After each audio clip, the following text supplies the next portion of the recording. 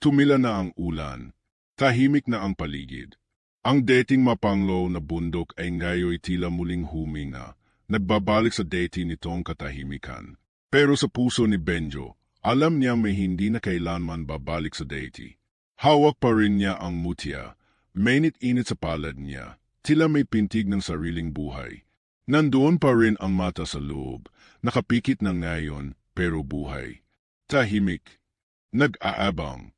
Bumalik siya sa paanan ng bundok, dala ang katawan ni Jeric sa kanyang likod. Hindi siya nagsalita kahit kailan, pero ramdam niya ang bigat, hindi lang ng katawan ng kaibigan, kundi ng responsibilidad na iniwan nito. Si Jeric ang kauna-unahang naniwala sa kanya, sa panahong siya mismo ay hindi na naniniwala sa sarili. Pagdating niya sa baryo, sinalubong siya ng katahimikan. Ang mga tao, dahan-dahang lumabas sa kanilang mga tahanan. Marami sa kanila ang nawalan, may nawalang anak, asawa o magulang. Pero wala ni isa ang lumapit para sisihin siya. Bagkus, tumeo si Aling Sebel, ang pinakamatandang babae sa baryo. Lumapit ito kay Benjo at hinawakan ang kamay niya. Salamat, mahinang bulong nito. Alam naming hindi mo kailanman ginusto, pero ikaw ang tanging humarap. Isa-isang lumapit ang mga taga-baryo, at sa katahimikan nila ay may dalang pakilala at patawad. Naramdaman ni Benjo ang luha sa gilid ng kanyang mata, pero pinilit niyang manatiling matatag. Hindi para sa sarili, kundi para sa lahat ng nawala. Ipinaglibing nila si Jeric sa ilalim ng punong mangga kung saan sila madalas tumambay noong mga bata pa sila. Walang engranding seremonya. Isang dasal lang. At ang mutya sa kanyang palad na saglit niyang inilapit sa labi ng puntod. Kumislap ito ng bahadya, tila nagpapaalam. Sa sumunod na mga araw, dahan-dahang bumalik ang sigla sa baryo. Ang mga hayop ay nagbalik. Ang mga tanim ay muling sumibo. Ngunit si Benjo, sa kabila ng lahat ng tagumpay, ay hindi pa rin nakaramdam ng tunay na kapayapaan.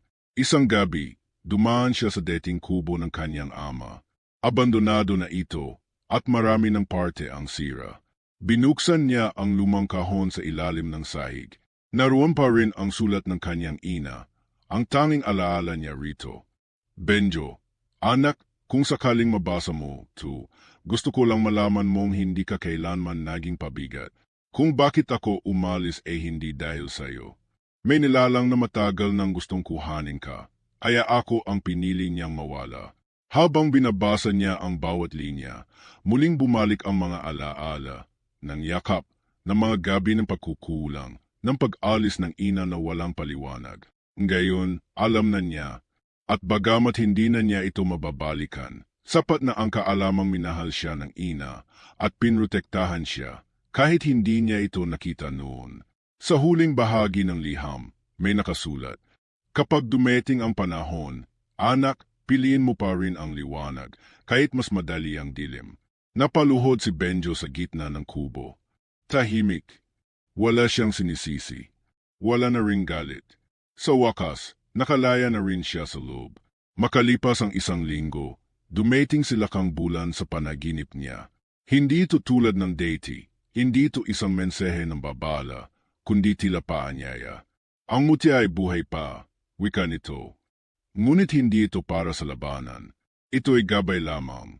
Ang tunay mong laban ay ang pagpili araw-araw, kung paano ka mamumuhay, kung paano mo haharapin ang anino mo. Anong dapat kong gawin ngayon? Tanong ni Benjo. Bantayan mo ang baryo. Turuan mo sila. Ipasa mo ang liwanag sa mga susunod pa. At kung dumating man muli ang kadiliman, hindi na ikaw lang ang lalaban. Nagising siyang may ngiti sa labi. Mula noon, si Benjo ay nanirahan sa baryo. Hindi na bilang pulis, kundi bilang tagapagbante, isang gabay. Tinuruan niya ang mga kabataan tungkol sa pakikipaglaban hindi gamit ang armas, kundi gamit ang puso. Itinuro niya ang tapang sa kabaitan, ang lakas sa pagtanggap ng kahinaan. At ang mutya, nasa isang kahon, nakatago sa ilalim ng kanyang banig. Hindi niya ito ginamit muli. Ngunit sa gabi-gabi, bago siya matulog, binubuksan niya ito at sinisigurong nakapikit pa rin ang mata sa loob. Sa mga taong sumunod, naging alamat na si Benjo. Sa mga kwento na matatanda, siya ang binatang pulis na nakapulot ng pinilakang bulalakaw.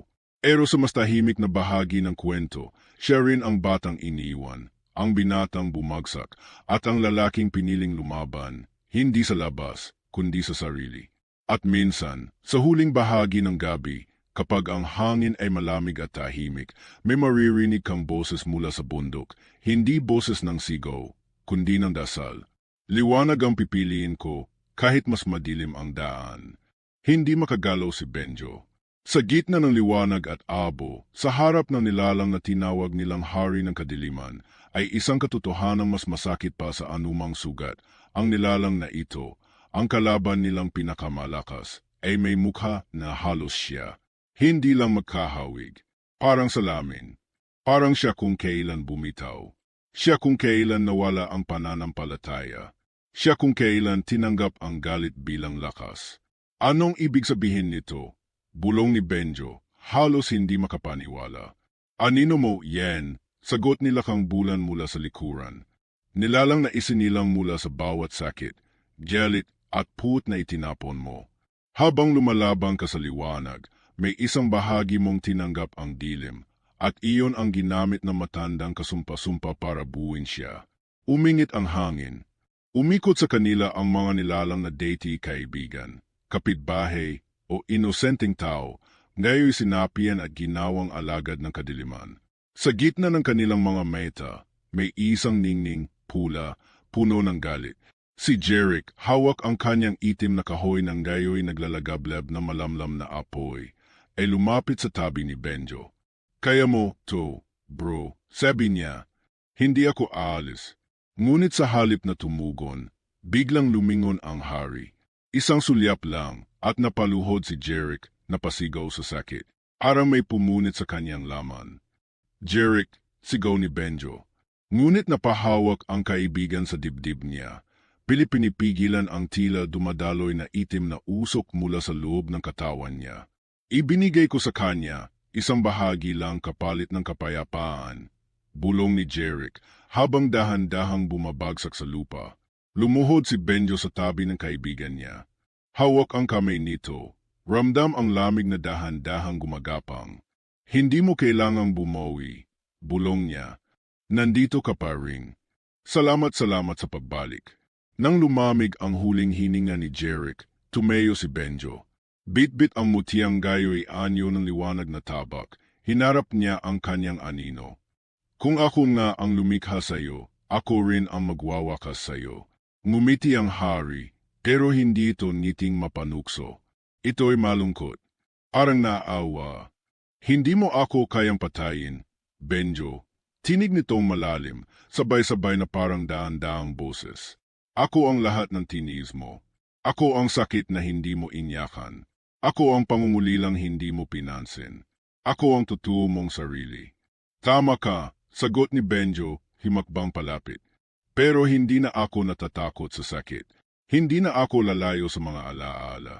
At kung kailangan kong harapin ang sarili kong anino para makalaya, gagawin ko. Naglalakad siya habang unti-unting nagbabago ang paligid. Ang lupa ay naging salamin ng kanyang alaala. Ang mga gabi ng gutom, ang mga taong nambastos, ang mga pagkakataong tinanggap niyang wala siyang halada. Pero sa bawat hakbang, tila nabubura ang kapangyarihan ng hari. Unti-unting lumalabo ang itsura nito.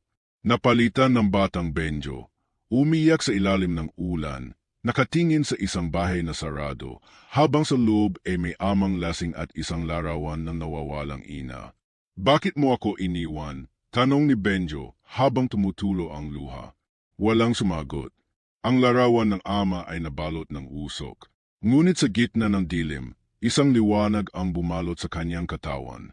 Isinaksak niya ang mutya sa lupa, at sa isang iglap, sumabog ang liwanag, puti, banayad, parang yakap na matagal ng nawalang ina. Tinamaan nito ang hari, at nagsimulang matunaw ang anino. Hindi sa sakit, kundi sa kapayapaan. Ang mga nilalang sa paligid ay napahinto. Ang meta nila ay unti-unting bumalik sa dating anyo. Ang abo sa langit ay nawala. Ang hangin ay huminga muli. At sa huling sandali, Ang hari ay tumingin kay Benjo, hindi na may galit, kundi may lungkot. Salamat sa pagtanggap. Bulong nito bago tuluyang naglaho. Tumigil ang oras. Tahimik. Hanggang sa ang buong bundok ay biglang nagsimulang gumalaw. Umuga. Pumuputok ang lupa. Mula sa bitak ng mga ugat, isang bagong liwanag ang sumiklab. Hindi apoy, kundi parang sinag ng araw na sinilangan. Ang mutya ay nagbalik sa deity nitong anyo, isang kabibi, payak, pero may kakaibang ningning. Ngunit sa gitna ng liwanag, may narinig na boses si Benjo. Hindi pa tapos ang lahat. Nilingon niya sila kang bulan, pero wala na ito sa tabi niya. Wala na rin ang mga nilalang. Siya na lang, nakatayo sa gitna ng lugar kung saan minsang namayani ang dilim. May naramdaman siyang init sa kanyang palad. Sa pagbukas niya, naroon ang mutya. Ngunit may bago. Sa loob nito, may isa pang meta. Hindi kanya. Isang mata na nakatingin. Nag-aabang. Makalipas ang ilang araw ng katahimikan, muling bumigat ang hangin sa paligid ng bundok. Parang may bumubulong sa lupa. Isang babalang hindi maintindihan ni Benjo pero ramdam ng balat at buto niya. Sa labas ng kuweba, kahit ang mga hayop ay bihira ng lumabas. Wala ng huni ng ibon, wala ng insekto, wala ng inggay. Arang lahat ay nakukobli, naghihintay ng isang bagay, isang bagyong hindi lang ulan ang dala, kundi dugo. Isang gabi, habang binabantayan nila ni Jeric ang paligid, may kakaibang tanong ang kaibigan niya. Benji, kung sakaling hindi mo nakayanin to, anong gusto mong maalala ng mga tao sa iyo? Napatingin siya kay Jeric na sa unang tingin ay tila normal lang ang tanong. Pero may lamlam sa mata nito. May bigat sa tinig. Nalumaban ako, kahit hindi ako bayani, sagot niya. Ikaw, tahimik si Jeric saglit. Na ginawa ko ang tama. Kahit huli na. Hindi na nagtanong pa si Benjo, pero may kaba sa puso niya. Simula nang bumalik si Jeric, may mga sandaling nawawala ito, parang may sariling lakad. Madalas ding tulala. May mga oras na napapansin ni Benjo ang tila kakaibang ningning sa balat ng kaibigan, parang may manipis na alikabok ng abo o pilak na nananatili sa damit nito. Kinabukasan, habang abala sila kang bulan sa paggawa ng panibagong anting-anting mula sa balat ng punong matanda na raw sa kasaysayan, lumapit si Benjo sa likod ng kuweba. Doon niya nakita si Jeric nakaluhod, hawak ang isang itim na kahoy na parang may sinusumpang anyo. Sa paligid nito, may mga nakaukit na hugis, meta, buntot, sunggay, at sa bawat ukit, may tumutulo dugo. Jeric, biglang napalingon ang kaibigan. Nanlaki ang mata nito. Agad nitong itinapon ang kahoy at tumayo. Wala to. Nahulog lang. Napulot ko lang. Napulot. Benj, hindi mo naiintindihan. Pero bago pa makalapit si Benjo, dumating sila kang bulan. Umalis ka sa lugar na yan, bata. Tumigil si Jeric, pero hindi umalis. Imbes, himakbang siya pa atras, talayo sa diwata. Hindi nyo alam ang lahat, ani Jeric. Hindi nyo alam kung ano ang kapalit ng kapayapaan. Nagkatinginan si Benjo at sila kang bulan. Anong ibig mong sabihin? Hinugot ni Jeric ang maliit na piraso ng basag na mutya mula sa kanyang bulsa. Itim ang gilid, parang sinunog ng apoy. May dumating sa akin noong gabing nawala si Benjo. Isang nilalang. Hindi siya sumalakay, nakipagkasundo siya. Ang sabi niya, kung ibibigay ko ang kabibi ng liwanag, titigilan nila ang bayan. Betrayal, mahinang bulong nila kang bulan. Hinayaan mong masugatan ang mutya. Hindi ko sinedi, hindi ko alam.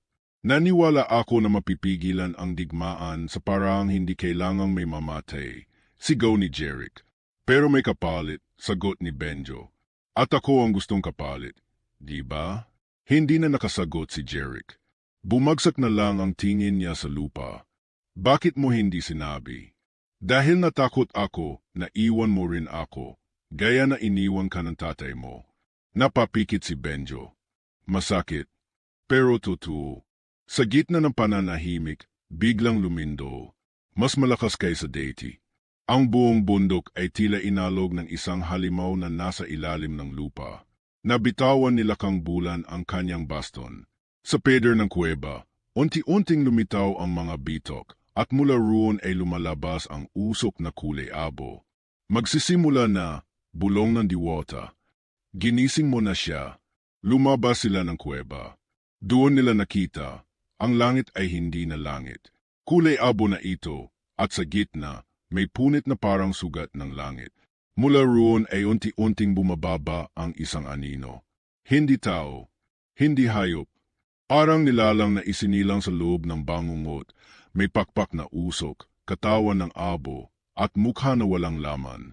Ang hari, sabi ni Lakang Bulan, nanginginig ang tinig. Hindi pa ito ang buong anyo niya, pero sapat na para si Rain ang kalahating daigdig. Muling kumislap ang mutya sa kamay ni Benjo, pero ngayon, may halo itong pulang liwanag.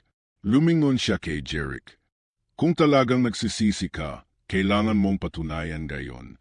Tumango si Jeric. Saan man magtapos to, hindi na ako lalayo. Inalibutan ng anino ang paligid. Mula sa kakahuyan ay nagsilabasan ang mga nilalang. Hindi lahat ay dating kaaway. Ang ilan ay dating tao, kinain ng dilim, gayon ay mga katawan na lang na pinapagalaw ng puot at kasinungalingan. Tinangka ni Benjo na lumapit sa kanila, pero naramdaman niyang humigpit ang hangin, parang humihila ng lakas ang paligid. Sa bawat hakbang, may boses sa tenga niya. Wala kang silbi. Ibigay mo na lang ang mutya. Hindi mo sila may liligtas. Hindi mo nga may ligtas ang sarili mo. Pero sa gitna ng bulong, may isang liwanag sa alaala niya, ang ngiti ng ina, noong maliit pa siya. Isang alaala ng kalingang kahit sandali lang ay naramdaman niya. Hindi ko kailangan maging perpekto, bulong ni Benjo sa sarili. Basta't lumaban ako para sa tama. Biglang nagbago ang anyo ng mutya. Mula sa kabibing hugis puso, ito'y naging tila kutsilyo ng liwanag, matulis pero malambot ang kinang. Sa dulo nito, may hugis ng mata ng isang taong gising, hindi natatakot. Bago pa makalapit ang unang nilalang, himarang si Benjo, itinaas ang mutya, at sa isang iglap, ang liwanag ay sumobog, dumaan sa katawan ng dilim, hindi upang pumatay, kundi upang ilantad. At ang nakita nila ay mas malala kaysa inaasahan. Ang katawan ng hari ng kadiliman, sa ilalim ng abo at usok, ay hugis tao. At sa mukha nito, kahit nababalot ng anino, ang mata nito ay kapareho ng kay Benjo. Simula noong gabing muling bumagsak ang bulalakaw, hindi na naging tahimik ang bundok. Sa umaga, tila normal ang lahat, banayad ang hangin, tila walang panganib. Pero sa gabi, lumalabas ang totoo. Minsan may nawawalang ingay, parang pinatay ang lahat ng tunog. Minsan naman, may mga ilaw sa kakahuyan, kumikislap na pulat boghaw, parang mga matang nakasilip mula sa dilim. May ulat din mula sa ibang barangay, mga alagang hayop na nilalapan ngunit walang dugo, mga batang nagkakasakit ng walang dahilan, at mga panaginip na isa ang nilalaman. Isang nilalang na walang balet, may meta ng apoy, at boses na mahal sa buhay. Lalo lang tumindi ang kaba sa dibdib ni Benjo. Sa mga panaginip niya, madalas niyang makita ang ama niyang nakatayo sa tabi ng nilalang. Minsan, hawak nito ang lumang larawan nilang mag-ama. Minsan, umiyak ito habang naglalaho sa usok. Pero sa lahat ng imehe, iisa ang mensehe, malapit na sila. Muling bumalik si Jeric. Hindi niya inakalang buhay pa ang kaibigan. Galing siya sa istasyon, pero pinayagan siyang bumalik ng mabalitaan niyang may sunod-sunod na insidente ng kababalaghan. Noong una, akala ni Benjo na panaginip lang ang pagbabalik ni Jeric, pero nang yakap siya nito ng mahigpit, doon lang niya napagtanto, hindi siya nag-iisa. Bro, ang payat mo. Biro ni Jeric, pilit ngumiti. Parang hindi ka pinapakain ng diwata mo. Napatawa si Benjo. Kaunting tawa lang. Pero sapat para gumaan ang bigat sa dibdib niya kahit sandali lang. Hindi ako nagbiro, Benj, biglang seryoso si Jeric. Ang paligid, hindi na normal. May anino na sa mga tao. At para bang may kulang sa hangin, parang may nakatingin palagi. Kahit sa liwanag, may dumadapong lamig. Tinuruan nila kang bulan si Jeric ng mga simpleng proteksyon, hanang galang sa panaginip, langis na galing sa ugat ng sinaunang puno, at dasal na pambalot ng lakas. Kahit halatang natatakot, tumatapang si Jeric sa tabi ni Benjo. Pero sa puso ni Benjo, may lamat pa rin. Tuwing nag-iisa siya, tinatanong niya ang sarili, kaya ko ba talaga ito? Wala siyang master plan. Wala siyang sandeta maliban sa mutya at ilang dasal. At ang kalaban nila, isang nilalang na nabuhay sa gabi ng mga ninuno pa niya, nilalang na hindi basta pinapatay, dahil ito ay paniniwala, galit at gutom ng mga nilimutang espiritu. Isang gabi, habang nagpapahinga sa silong ng kuweba, biglang bumangon si Jeric. Benj, may nararamdaman ka ba? Tumahimik sila. At doon nila narinig ang mabagal na tunog na yabag, hindi ng paa, kundi ng kung anong mabigat. Parang matigas na kuko na kumakalmot sa lupa. Kasunod nito, ang tila ungol na parang kinikimkim na iyak, may halong puot. Biglang lumiwanag ang mutya sa bulsa ni Benjo. Papasok sila, sabi nila kang bulan mula sa malayo. Hindi na sila takot sa dasal. Malapit na ang pagsabog ng gabi. Agad nilang pinuwesto ang mga halamang pangontra sa paligid. Tinakpan nila ang mga bitok ng kuweba ng asin at abo. Sa gitna ng lahat, si Benjo ay nakaluhod, hawak ang mutya, hinihingi ang lakas na hindi niya alam kung meron siya. Biglang nagsimula ang lindo, kumintig ang lupa, umalulong ang hangin, at mula sa labas ng kuweba, may mga aninong tila nabubuo mula sa usok, mga nilalang na may anyong taon ngunit wala ng mukha, putol ang katawan, at ang matay nagliliyab ng pula. Pilit nilang pinipigil ang pagpasok ng mga ito. Umaawit sila kang bulan ng sinaunang panalangin, samantalang si Jeric ay nag-aapoy ng mga halamang may usok na maputi. Pero kahit anong gawin nila, patuloy pa rin ang paggapang ng mga anino. Hanggang sa isang tinig ang bumulong sa isipan ni Benjo. Wala kang halada. Ibinigay ka ng ama mo sa akin. Hindi ka pinili, itinapon ka. Napapikit siya, parang tinutusok ang puso. Totoo nga. Lahat ng ito dahil hindi siya pinili. Hindi siya minahal. Hindi siya ipinaglaban. Pero sa loob ng dilim, may isa pang tinig. Mahina. Familiar. Tinig ng batang Benjo. Lagi akong naghintay. Tumulo ang luha ni Benjo habang hawak ang mutya. Hindi na ako bata. Tumayo siya. Kahit nanginginig. Kahit may takot. Itinaas niya ang mutya. At sa unang pagkakataon, ang boses niya ay naging malakas, hindi dahil sa sigaw, kundi dahil sa paninindigan. Hindi ako tatakbo. Hindi ako itatapon. Ako ang magtatapos sa sumpang ito. Sumambulat ang liwanag mula sa mutya, hindi apoy, kundi malabuan na ningning. Tinamaan nito ang mga anino at bigla silang sumigaw ng masakit, umetras, at nawala sa hangin. Ang lindol ay tumigil. Ang malamig na hangin ay humupa. Tahimik na muli ang paligid. Humihingal si Benjo. Si Jeric ay tulala, hindi makapaniwala. Anong ginawa mo? Tanong nito. Hindi ko alam, sagot ni Benjo, bahagyang natatawa. Pero parang tama na ang takbo. Lumapit sila kang bulan. Hindi pa ito ang wakas. Ito'y simula lamang. Ang hari ng kadiliman ay hindi sumusugod ng basta-basta. Pinapasama niya muna ang loob ng tao, ang takot, ang galit. Kapag buo na iyon, saka siya darating. Napayo ko si Benjo. Handa ka na ba? Tanong ng diwata. Hindi siya agad sumagot. Pero sa gitna ng dilim, habang hawak pa rin ang mutya, alam niyang kahit takot pa siya, hindi na siya lalayo. Nang nakita ni Benjo ang nilalang sa ilalim ng buwan, tumigil ang oras. Arang napako ang hininga niya. Ang katawan niya ayaw gumalaw, pero ang puso niya ay kumakabog ng mabilis, hindi lang dahil sa takot, kundi dahil sa pagkakilala. Sa anyo nito, may bagay na pamilyar. Ang taas ng katawan, ang tikas ng tindig, ang hugis ng balikat. Mahina niyang bulong. Ngunit ang nilalang ay ngumiti, isang ngiting masyado mahaba para sa mukhang halos wala ng laman. Mapuputla ang mga mata nito, parang walang kaluluwa, at sa tuwing mumangawa ito, may tunog na hindi normal, tarang sabay na boses ng bata at matanda. Hindi lahat ng hinahanap ay dapat matagpuan, bulong ng boses mula sa kawalan. At minsan, ang bangkay ng nakaraan ay hindi na dapat buhayin. Umurong si Benjo. Naramdaman niyang nanginginig ang mga binti niya. Ang buong paligid ay biglang lumamig at sa sulok ng mga mata niya, may mga aninong gumagapang sa lupa, mahahaba, payat, tila mga nilalang na walang laman kundi galit. Hindi niya namalayang hawak na pala niya ang mutya sa kanyang bulsa.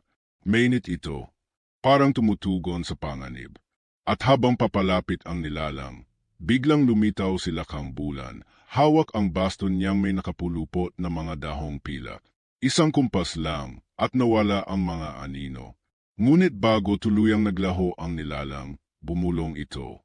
Hindi mo ako kayang iwan. Ako ang dugo mo. Ako ang ugat ng iyong lakas.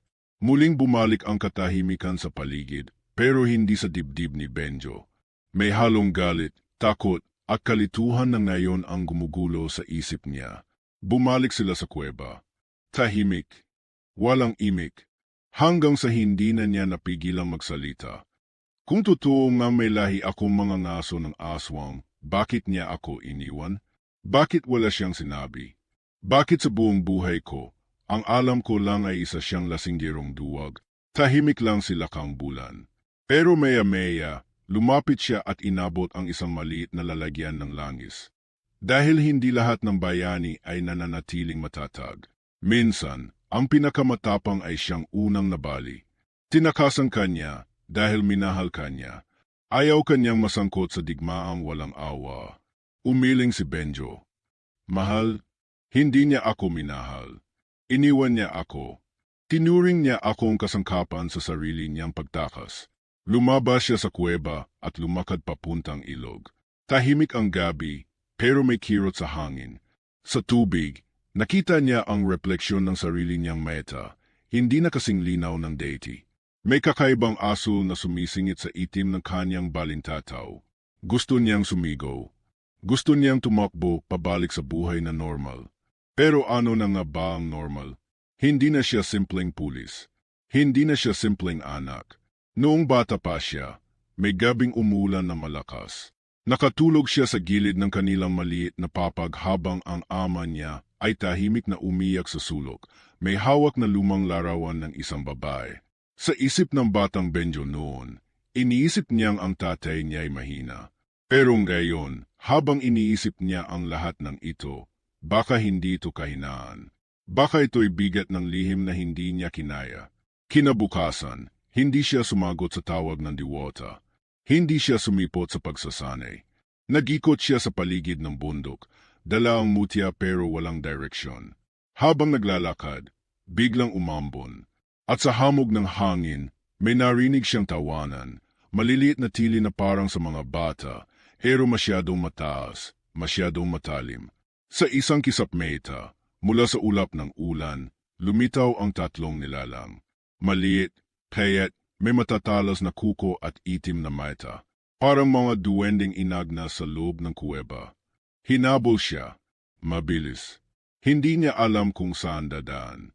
Hanggang sa nadulas siya sa putikan at muntik nang makain ng isa sa kanila. Ngunit sa huling segundo, ang mutya ay biglang lumiwanag. At mula rito, sumambulat ang liwanag na parang kidlat. Napaetras ang mga nilalang, sumisigaw ng sumpa. Sumpa, bago tuluyang naglaho. Hingal na hingal si Benjo. Basa sa ulan, putik at takot. Pero sa puso niya, may liwanag ding pumatak. Hindi ko ito ginusto. Bulong niya. Pero baka kailangan ko na itong harapin. Pagbalik niya sa kuweba, hindi na siya nagtanong. Hindi na rin siya umanggal. Umupo siya sa harap ni Lakang Bulan. Turuan mo ako. Sa mga sumunod na linggo, sinanay siya sa mga bagay na hindi may papaliwanag ng siyensya, pakikinig sa ugong ng hangin para matukoy ang nilalang sa paligid, at gamit ng mga halamang may taglay na lakas, at pag-awit ng mga sinaunang dasal na pumupukaw sa lupa at langit. Ngunit sa likod ng bawat pagsasanay, dala pa rin ni Benjo ang sugat ng pagkabata. Tuwing isinasara niya ang meta, bumabalik ang mga gabi ng gutom. Ang mga araw na binubuli siya ng mga kapitbahay. Ang mga sandaling tinatawag siyang anak na walang kwenta. Hindi niya agad matanggap ang pepel na ibinibigay sa kanya. Sa isang gabi ng pagsasanay, habang binibigkas ang dasal ng paglalaban, bigla siyang tumigil. Paano kung matalo ko nga ang mga aswang? Tanong niya. Sino ako pagkatapos noon? Pulis pa rin ba? Anak pa rin ba ng tatay kong duwag? Tao pa rin ba ako? Lumapit sila kang bulan. Hindi ikaw ang nakaraan mo. At hindi mo kailangang maging bayani ng lahat. Pero kung hindi ikaw ang haharap sa dilim, sino? Hindi nakasagot si Benjo. At habang siya ay tahimik na nakatitig sa bituin ng gabi, may liwanag na bumagsak sa kabilang bahagi ng bundok. Isa na namang bulalakaw. Ngunit sa pagkakataong ito, may kasamang alingaungaw ng sigaw. Hindi agad nawala si Benjo. Naglaho siya sa gubat, pero ang bakas niya ay naiwan. Hindi lang sa lupang nilakaran niya, kundi sa alaala ng mga naiwan. Ilang araw nang hindi natatagpuan si Benjo. Galit na galit ang hip sa istasyon. Inagsususpetsahan pa si Jeric na siya raw ang may kinalaman sa pagkawala. Naglibot lang kami, sir, halos pasigaw niyang paliwanag. May nakita kaming bulalakaw, tapos naputol siya. Aano niya ipapaliwanag na nawala ang kaibigan niya kasabay ng isang pilak na bato? Pero ang mas mabigat sa lahat ay ang tahimik na pag-aalala ni Mang Isko. Hindi na ito nagtatanong. Hindi rin ito nagsisisi. Tahimik lang ito habang palihim na nagsusunog ng mga dahong hindi kilala ni Jeric. At tuwing gabi, laging may mga letang may langis na nilalagay sa mga pintuan. Hindi mo na siya makikita. Malamig na sabi ng matanda isang gabi. Pero baka makilala mo pa siya. Sa kabilang panig ng kagubatan, may kamalayang unti-unting nagbubukas sa dilim. Si Benjo ay muling nagmulat ng mga meta, ngunit hindi na sa mundo na alam niya. Nakahandusay siya sa isang kuweba, malamig, basa at amoy lupa. Walang signal, walang orasan, walang tiyak kung gaano siya katagal nawala. Maya-maya ay may liwanag na gumapang sa dingding ng kuweba, parang alon ng alitaptap na gumuguhit sa dilim. At mula sa aninong iyon, lumitaw ang isang matandang babae. Kulubot ang mukha, ngunit tila makinis ang kanyang balat sa kabila ng edad. Puting-puti ang buhok, at sa noo niya ay may nakaukit na hugis bituin. Ano ka? Tanong ni Benjo, pilit tumatayo. Hindi ano, kundi sino, sagot nito. Ako sila kang bulan, tagapangalaga ng hangin at tagapagsalita ng mga lihim. At ikaw, binata, ay anak ng sumpa. Napakunot no si Benjo. Anong sumpa? Wala akong alam sa ganyan. Dahil walang nagsabi sa iyo. Lumapit ang diwata at inabot ang palad niya. Pero matagal nang may hinahabol sa lahi mo, mula pa sa panahon ng digmaan. Ang apelyido mong Ramos ay dating Ramonan, isang linya ng mga mangangaso ng aswang. Bumigat ang dibdib ni Benjo. Noon pa man, may mga gabing naiisip niya kung bakit tila ba may lihim na tinatago ang tatay niya. Laging may mga lumang panalangin itong binubulong kapag may bagyo. Laging bawal siyang lumapit sa likod bahay tuwing kabilugan ng buwan. At ang huling gabing nakita niya ito, umiyak ito sa harap ng kandila. Paulit-ulit na sinasabi, "Wag mo na akong sundan, anak. Wag na.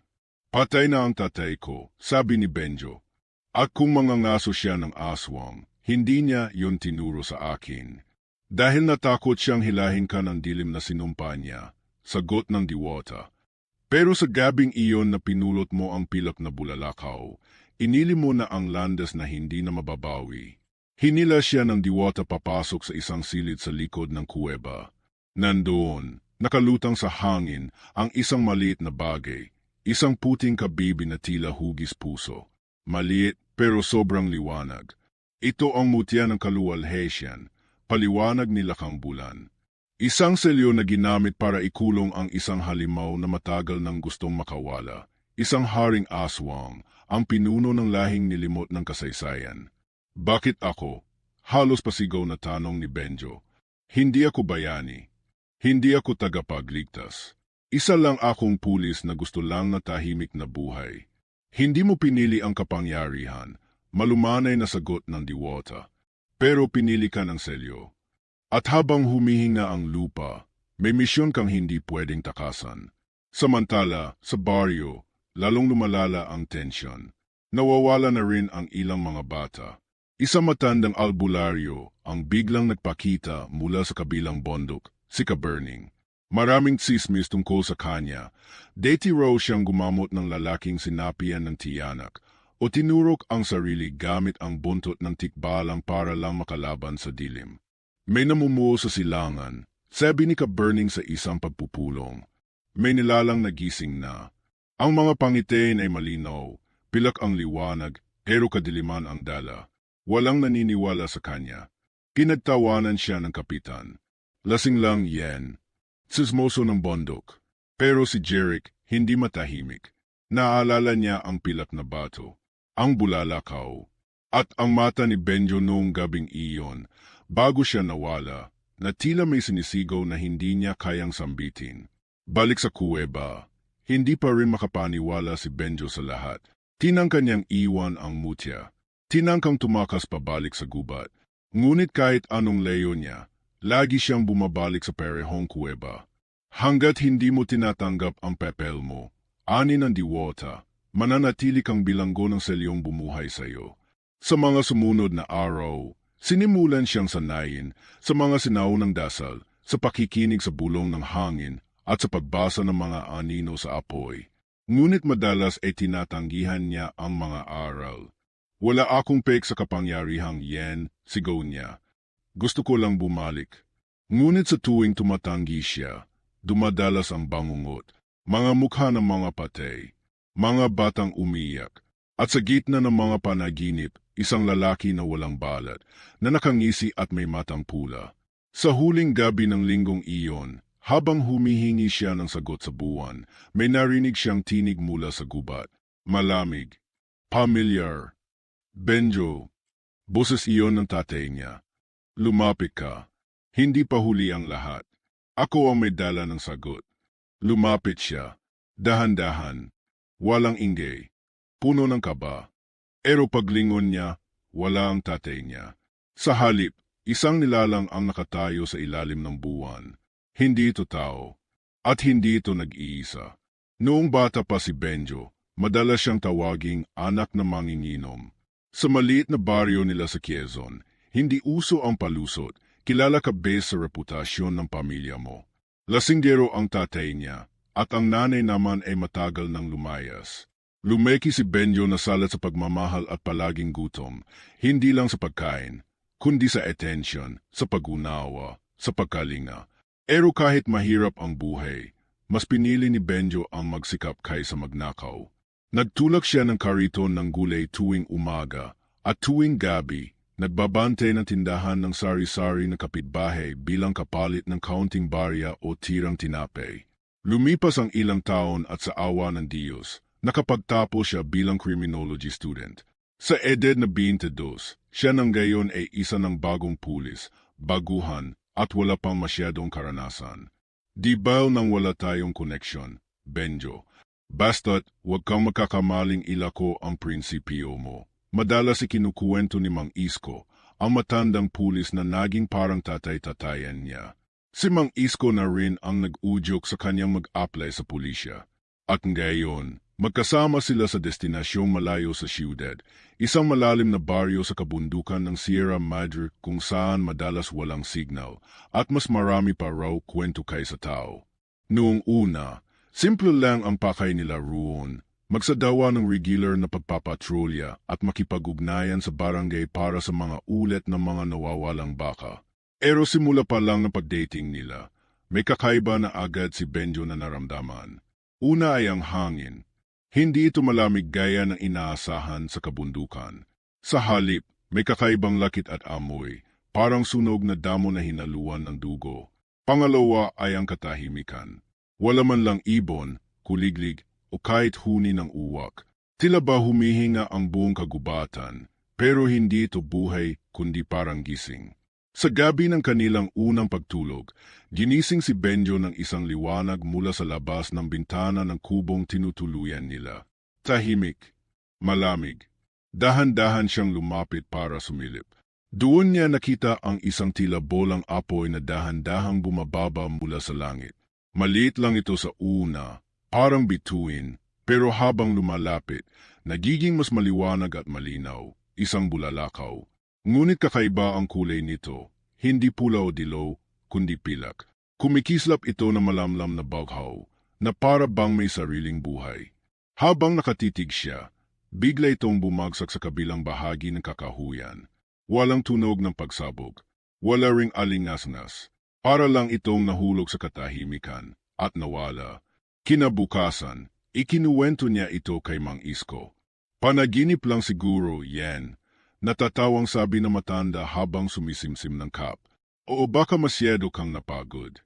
Pero hindi siya matahimik. Hanggang sa kinahapunan, hindi siya mapakali. Kaya't nang magyaya si Jeric, ang kaibigan niyang kapwa baguhang pulis na mamundok saglit at maghanap ng signal, sinama niya ito.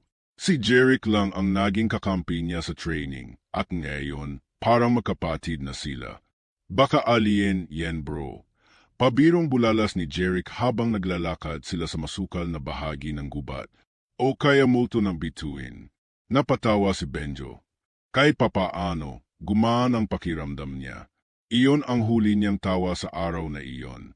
Habang palalim na sila sa kakahuyan, bigla silang nakarinig ng tila ungol, hindi ng hayop, hindi rin ng tao. Parang halakhak na basag na may halong pag-iyak. Nagkatinginan sila ni Jeric at sabay na hinugot ang baril. Saan galing yon? Bulong ni Jeric. Doon. Sabay turo ni Benjo sa bahagi ng gubat kung saan niya nakita ang bulalakaw kagabi. Dahan-dahan silang lumapit. At doon nila nakita ang isang maliit na clearing, at sa gitna nito, may nakabawang pilak na bato. Kumikislap ito kahit walang araw. Paligid nito'y tuyot ang lupa, parang hindi na tinubuan ng damo sa ilang buwan. Nilapitan ito ni Benjo, hawak ang baril sa isang kamay, ang flashlight sa kabila.